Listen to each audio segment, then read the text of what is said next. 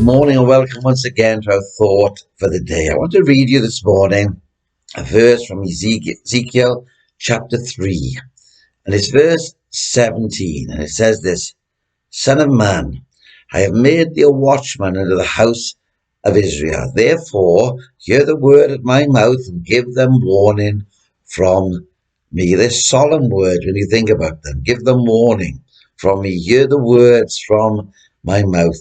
And the little title I've given this morning is this: Men and Women of Responsibility. And if you know Christ, and if I know Christ, then we have a great responsibility to the people round about us of this time. What a position and what a responsibility, friends, is ours this morning, who know Christ as our own Saviour and Lord. Our text says, I have made thee a watchman. What is a watchman? Well, we read of watchmen in the Bible in many places. In Matthew, we are told that they went and made the sepulchre sure, sealing the stone and setting a watch. There are many of examples of watchmen, friends. In our time, it may be that you'll pass a building site in the evening and you'll see men patrolling the site, and we call them night watchmen. They're watchmen of the night.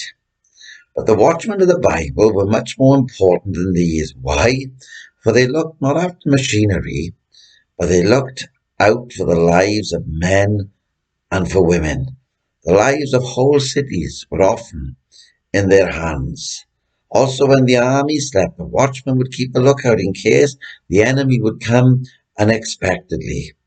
There would often be watchmen all around the vineyards and the flocks and the crops, for all had to be watched and to be kept safe.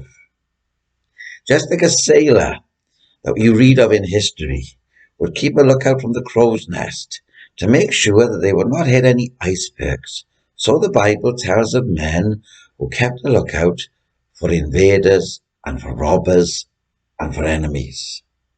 The Bible watchman would go up to the top of a tower, sometimes 80 feet high, from which he could see from a long distance.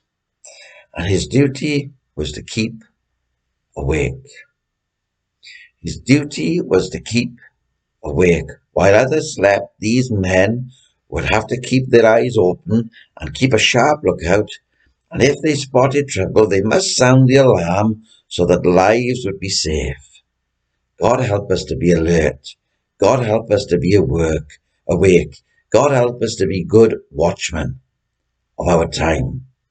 A watchman, you see, was someone who could be trusted. And God has made you and me to watch and to pray for our land. God entrusts you and me to watch and pray for our land and the people of our land. For we're looking after men and women's souls, eternal souls. And there is nothing greater, nothing of more value than the soul. The Bible says, what shall a man profit if he gain the whole world but lose his own soul?